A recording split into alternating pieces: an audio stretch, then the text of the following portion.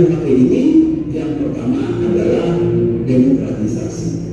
Demokratisasi di sini artinya kita menjamin kebebasan berekspresi, kebebasan berpendapat, kebebasan mengeluarkan pikiran baik lisan maupun tulisan dengan batas-batas, dan kami telah merujuk pada putusan Mahkamah Konstitusi.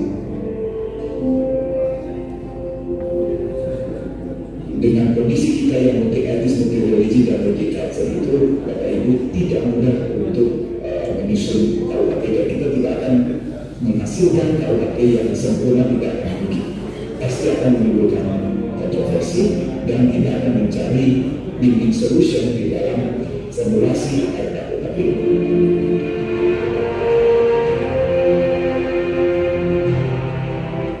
Apa kita perlu melakukan pengesahan terhadap KUHP? Tidak lain dan tidak bukan semata-mata adalah untuk menjamin kepastian hukum.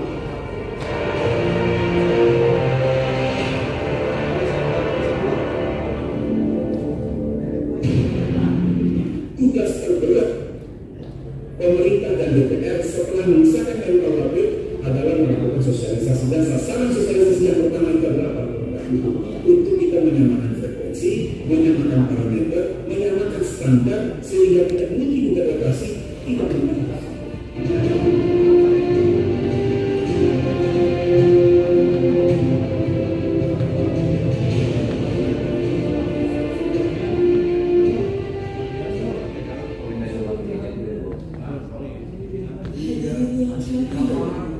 Pada tanggal 2 Januari 2023, Pemerintah Republik Indonesia menetapkan Undang-Undang Nomor 1 Tahun 2023 tentang Kitab Undang-Undang Hukum Pidana.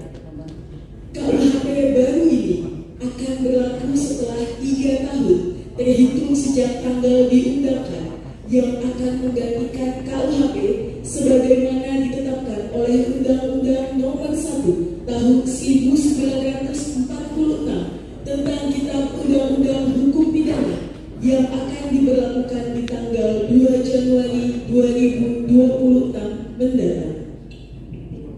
Kegiatan sosialisasi Undang-Undang Nomor 1 tentang Kitab Undang-Undang Hukum Pidana ini nantinya akan dilanjutkan dengan sesi tanya jawab yang akan dipandu oleh Bapak Sofi Ahmad.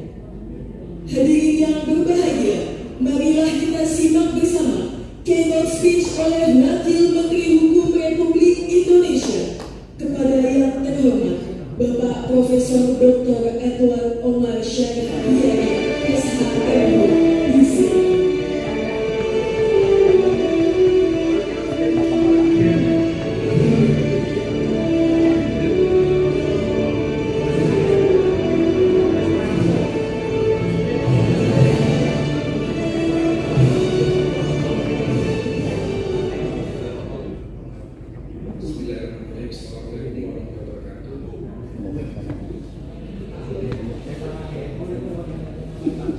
Shalom, Om Swastiastu, Namo Buddhaya, salam sehat, salam sejahtera bagi kita masyarakat.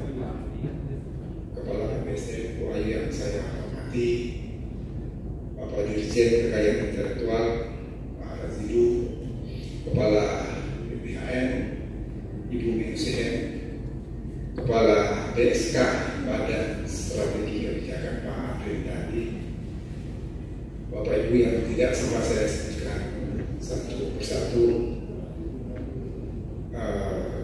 yang hadir baik melalui baik yang hadir secara daring maupun luring, dan teristimewa adik-adik taruna Akademi Pemasyarakatan, Akademi Imigrasi. Jadi berapa jam saya diminta ini? Ayo selesai. Kita ini mau main panjang bisa, main pendek bisa, tergantung ordernya mau seperti apa. Bapak Ibu, pada tanggal 6 Desember 2022 dalam sidang paripurna DPR, Kitab Undang-Undang Hukum Pidana disahkan. hampir sebulan lalu digunakan dengan Undang-Undang Nomor 1 Tahun 2023, diundangkan tanggal 2 Januari, sehingga mudah diingat. KUHP itu orang selalu menyebut Undang-Undang 123, artinya Undang-Undang Nomor 1 Tahun 2023. Entah itu disengaja atau tidak, tapi katanya teman-teman di sekitar istana memang sengaja itu Undang-Undang Nomor 1 Tahun 2023. Jadi kalau dibaca itu Undang-Undang 123, karena waktu itu saya menggunakan plat nomor RI 123. Jadi dipaskan atau ini, tapi koyo pas dengan plat nomor saya waktu itu RI 123. Dulu 3 angka, kalau sekarang dia cuma 2 angka, 23 lalu 4 kecil di bawah, tapi selalu naik 123, 234 itu kan Jisamsu kan, 234. KUHP ini memang perjalanan panjang, Bapak Ibu. Kalau dihitung sejak izin prakasa tahun 1957, waktu itu namanya LPHN, Lembaga Pembinaan Hukum Nasional, yang kemudian bermetamorfosa menjadi PPHN tahun 1957. Berarti kalau disahkan tahun 2022 akhir, berarti KUHP itu dibuat lebih dari 60 tahun. Tetapi kalau dihitung sejak rancangan pertama masuk ke DPR, waktu itu masih DPR GR 1963, berarti lamanya pembuatan itu 59 tahun. Waktu yang tidak singkat, waktu yang cukup panjang. Tetapi itu bukan sesuatu yang luar biasa, karena tidak ada satupun negara di dunia ini yang ketika dia terlepas dari penjajahan, dia bisa menyusun KUHP dalam waktu singkat. Tidak ada satupun negara di dunia ini. Belanda yang hanya sebesar provinsi Jawa Barat, dia membutuhkan waktu 70 tahun untuk membuat Wetboek van Strafrecht. Dengan mengadopsi kode penal Prancis, dia buat 1800 sampai 1870. Jadi kalau kita 59 tahun itu sebetulnya tidak lama, meskipun dalam pembuatan undang-undang kita itu termasuk sangat lama. Negara yang cukup cepat melakukan modifikasi hukum pidana itu adalah Portugal, yang membutuhkan waktu sekitar 50 tahun. Bapak Ibu, saudara-saudara peserta webinar, baik secara daring maupun luring, kalau webinar mestinya daring. Mengapa begitu lama? Mengapa memakan waktu, menyita waktu, tenaga, pikiran yang begitu panjang? Menyusun KUHP di negara yang multi etnis, multi religi, multi culture seperti Indonesia, itu tidak semudah membalikkan telapak tangan. Perdebatan itu perdebatan yang memakan waktu berjam-jam, berhari-hari, berbulan-bulan, bertahun-tahun. Bahkan silang pendapat itu tidak hanya antara para pembentuk undang-undang dengan masyarakat. Perdebatan itu tidak hanya antara pemerintah dan DPR, tetapi perdebatan itu juga sengit memakan waktu antara kami para tim ahli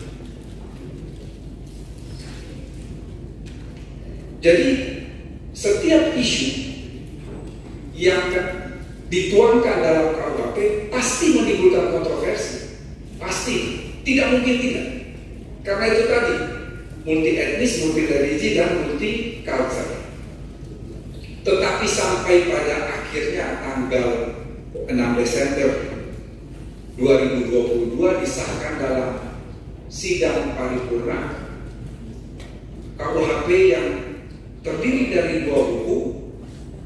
Buku ke-1 itu ada 6 bab, 187 pasal. Buku kedua ada 37 bab, 437 pasal. Jadi kalau dijumlahkan, KUHP yang terdiri dari 2 buku itu ada 43 bab, 624 pasal. Yang akan saya sampaikan pada kesempatan yang berbahagia ini adalah yang terdapat di dalam buku ke-1. Tetapi tidak akan semua saya sampaikan, karena tidak mungkin kuliah 1 semester itu dipadatkan dalam 2 jam.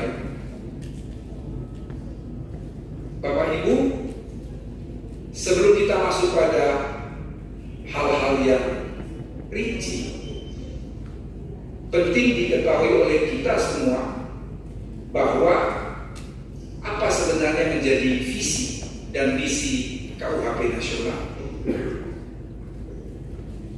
Visi ini merubah paradigma hukum pidana. Oleh karena itu, sebenarnya pemerintah meminta waktu 5 tahun kepada DPR untuk masa berlakunya. Artinya setelah disahkan 5 tahun kemudian baru berlaku. Karena kami berpikir panjang, ada 2 hal yang perlu disiapkan. Satu adalah membentuk peraturan pelaksana, dan yang kedua, yang sebenarnya tidak kalah beratnya itu adalah melakukan sosialisasi secara masif, karena dia merubah paradigma kita dalam konteks hukum pidana. Dan sampai sekarang ini, kalau saya mau jujur, kita semua mau jujur, paradigma kita itu belum berubah. Bukan saja saudara-saudara, saya pribadi pun, kalau kita melihat di TV, membaca di koran, di majalah, kalau ada pelaku kejahatan kemudian ditangkap, pasti yang ada di dalam benak kita itu minta dihukum yang seberat-beratnya, apalagi kalau kita korban. Itu paradigma yang kuno, paradigma zaman Hammurabi. Jadi kita menerima paradigma baru itu tidak mudah, karena orientasinya itu tidak lagi meletakkan hukum pidana sebagai lex talionis atau sarana balas dendam, tetapi dia menempatkan hukum pidana dengan 3 visi utama yang menjadi paradigma hukum pidana modern, yaitu keadilan korektif, keadilan restoratif, dan keadilan rehabilitatif. Jadi merubah paradigma ini sulit. Yang pertama menjadi sasaran itu adalah aparat penegak hukum, baru kemudian kita seluruh masyarakat Indonesia secara keseluruhan. Karena kalau kita berhadapan dengan seseorang yang melakukan tindak pidana yang ada dalam benak kita, ya hukum yang seberat-beratnya. Bukan saja Bapak Ibu saudara-saudara, tapi saya pun kalau melihat di TV ada tukang begal yang kemudian dikeroyok massa, saya spontan mengatakan mampus, seakan-akan senang. Karena ya hukum pidana itu kan dia membentuk karakter. Saya kemudian menjadi staf pengajar di situ di Fakultas Hukum UGM. Ya, ilmu yang kita pelajari itu memang membentuk karakter kita. Hukum pidana ini berbeda dengan hukum perdata, hukum administrasi, hukum tata negara dan lain sebagainya. Hukum pidana itu dia melihat persoalan itu hitam putih. Gak ada di pengadilan orang sedikit salah, sedikit benar, banyak salah, banyak benar. Tidak. Yang ada benar atau salah. Jadi dia melihat sesuatu persoalan hitam putih.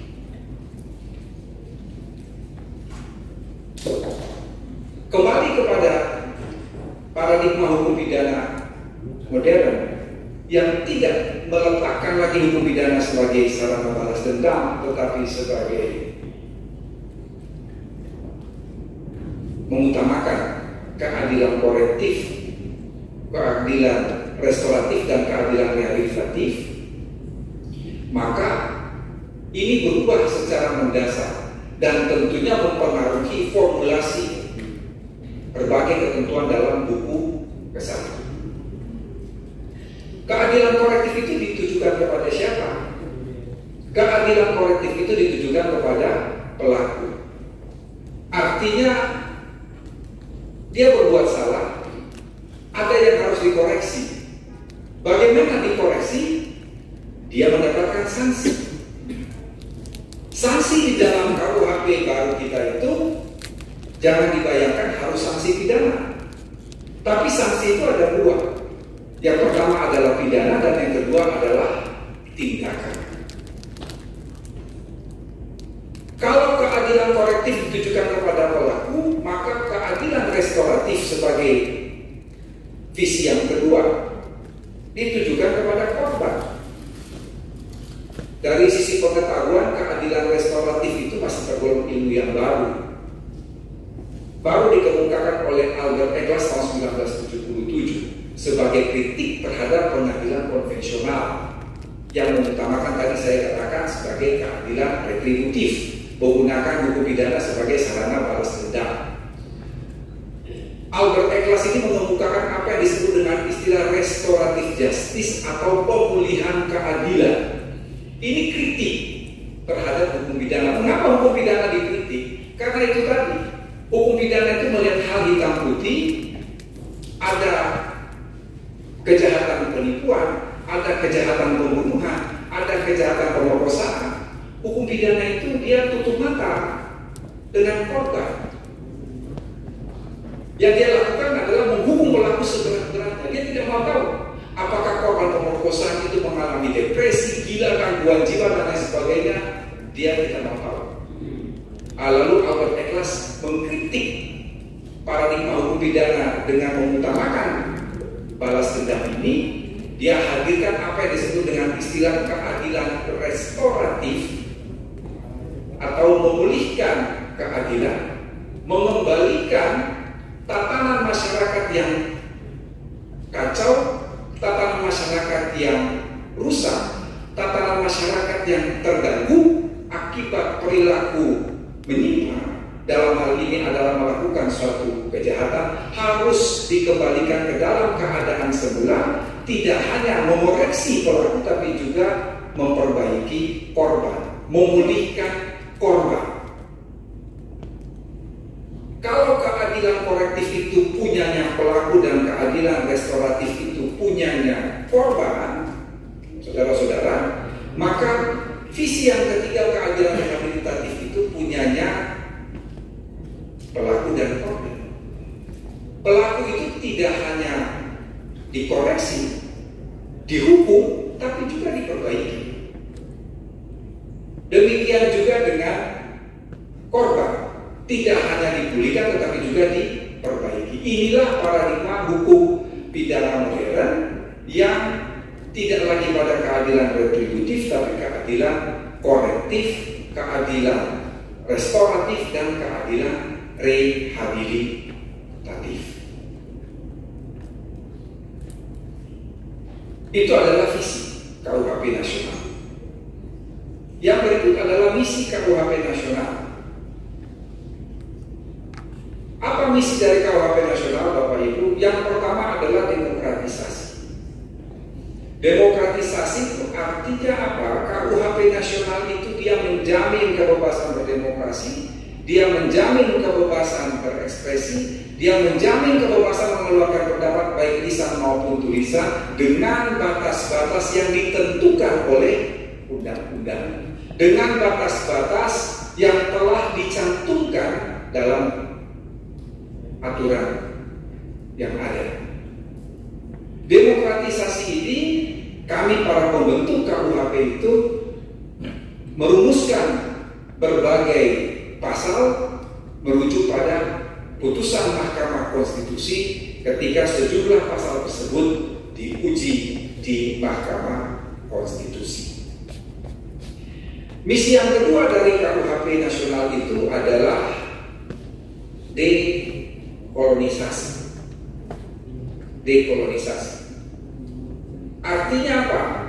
Artinya dia berusaha untuk merubah aturan-aturan kolonial menjadi aturan-aturan yang selayaknya suatu negara yang telah merdeka. Waktu KUHP itu dibuat, dibentuk dan kita sosialisasi di berbagai universitas, di berbagai elemen masyarakat, ada yang mengkritik. Mereka mengkritiknya begini, katanya KUHP nasional itu isinya dekolonisasi, tetapi sebagian besar pasal di dalam buku kedua tentang tindak pidana itu sama dengan pasal-pasal yang ada dalam KUHP nasional, yang ada dalam KUHP lama, yang ada dalam KUHP buatan Belanda. Jadi sebenarnya mereka mengatakan itu bukan dekolonisasi, tapi rekolonisasi. Artinya apa? Menghidupkan kembali pasal-pasal yang dibuat oleh pemerintahan kolonial Belanda dengan merujuk kepada buku kedua KUHP nasional. Lalu saya jelaskan, kalau dekolonisasi itu jangan melihat pada buku kedua. Dekolonisasi itu lihat pada buku pertama.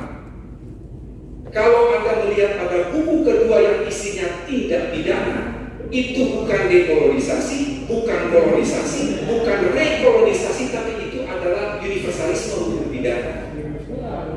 Jadi yang bilang bahwa buku kedua itu adalah rekolonisasi, itu sesat pikir.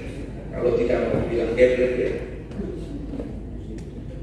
Karena buku kedua itu bukan kolonisasi, bukan dekolonisasi, bukan rekolonisasi, tapi buku kedua KUHP yang 437 pasal yang berisi ketentuan pidana itu adalah universalisme hukum pidana.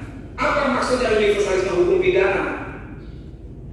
Di kutub utara pembunuhan itu adalah tindak pidana, di Indonesia juga tindak pidana. Di kutub selatan pemerkosaan itu adalah tindak pidana, di Indonesia juga tindak pidana. Pencurian di Eropa itu tindak pidana, di Indonesia juga tindak pidana. Jadi pasti isinya berlaku universal. Jadi buku kedua itu bukan bicara soal kolonisasi, bukan bicara soal rekolonisasi, bukan berbicara soal dekolonisasi, tetapi berbicara mengenai universalisme hukum pidana. Hukum pidana itu di mana-mana sama isinya. Pemerkosaan, penipuan, penggelapan, penganiayaan, pencurian, pembunuhan, pemerkosaan. Kan di mana-mana kita kenal hukum pidana sama. Itu adalah universalisme hukum pidana. Di mana kita melihat dekolonisasi? Dekolonisasi itu ada dalam buku pertama. Apa? Satu. Di dalam buku pertama itu tidak lagi mengutamakan kepastian hukum, tetapi dia juga harus memperhatikan kemanfaatan dan keadilan. Itu yang pertama. Dekolonisasinya di situ. Bahkan di dalam salah satu pasal, kalau saya tidak salah ingat pasal 53 KUHP nasional, di situ dikatakan bahwa apabila ada pertentangan antara kepastian hukum dan keadilan, maka hakim wajib mempertimbangkan keadilan, bukan kepastian hukum. Pasal ini baru saja masuk dalam KUHP nasional tahun 2023. Tapi pasal ini di dalam doktrin, di dalam ilmu pengetahuan, itu dikenal dengan istilah ratu formula. Ratu formula itu artinya rumusan yang dikemukakan oleh seorang ahli hukum pidana Jerman bernama Gustav Radruch dalam bukunya Die Idee des Rechts, yang kemudian kita mengenal bahwa ada 3 elemen terpenting dari hukum itu adalah kepastian, kemanfaatan, dan keadilan. Tapi kalau kita belajar hukum sejatinya, maka yang harus diutamakan itu adalah keadilan, kemanfaatan, dan kepastian. Keadilan dan kemanfaatan itu ada pada tangan kanan, kepastian itu ada pada tangan kiri. 3 hal ini sulit untuk berjalan seiring dan seimbang. Karena apa? Keadilan dan kemanfaatan di satu sisi sedikit banyaknya akan bertolak belakang dengan kepastian hukum yang dikatakan sejak tahun 1800-an oleh Immanuel Kant dengan suatu ungkapan, suatu postulat sumum ius summa inuria summa crux summa lex. Kemanfaatan dan keadilan itu sedikit banyaknya akan bertentangan dengan kepastian hukum. Inilah yang membuat tugas aparat penegak hukum itu menjadi berat, karena harus meramu antara keadilan, kemanfaatan, dan kepastian. Jadi rumusan dalam pasal 53, apabila ada pertentangan antara kepastian hukum dan keadilan, maka hakim wajib mengutamakan keadilan. Ini namanya ratu formula. Pasca Perang Dunia Kedua, seluruh negara bekas jajahan Jerman yang ada di Afrika dan di Eropa sudah merubah kitab undang-undang hukum pidananya dengan ratu formula ini sebagai salah satu bentuk dekolonisasi. Itu ada di dalam KUHP kita. Yang kedua, di dalam KUHP kita itu ada namanya pedoman pemidanaan. Pedoman pemidanaan ini paling penting untuk hakim. Mengapa sangat penting? Karena Bapak Ibu, hakim itu dia menjatuhkan 10, 15, 20, 4, 3 tahun penjara. Kita tidak pernah tahu apa dasar dia angka-angka itu dari mana. Dengan adanya pedoman pemidanaan atau dalam teori kita sebut dengan istilah standar of sentencing, standar pemidanaan, itu ada pegangan bagi hakim. Di satu sisi hakim diberi kebebasan, tapi dia dipagari, dibatasi dengan apa namanya parameter-parameter untuk menjatuhkan sanksi. Yang ketiga, ini yang menjadi catatan bagi kita Bapak Ibu, terutama saudara-saudara yang berada sebagai taruna di pemasyarakatan. Pidana penjara masih merupakan pidana pokok, tetapi sedapat mungkin hakim itu tidak menjatuhkan pidana penjara. Sekali lagi saya ulangi, pidana penjara masih merupakan pidana pokok, tetapi sedapat mungkin hakim tidak menjatuhkan pidana penjara. Di dalam KUHP nasional itu ada pasal yang menyatakan dalam menjatuhkan pidana, hakim wajib menerapkan sanksi pidana yang lebih ringan. Pidana penjara itu terberat kedua setelah pidana mati. Masih ada pidana pengawasan, ada pidana kerja sosial, ada pidana denda. Jadi pidana penjara diletakkan paling jauh.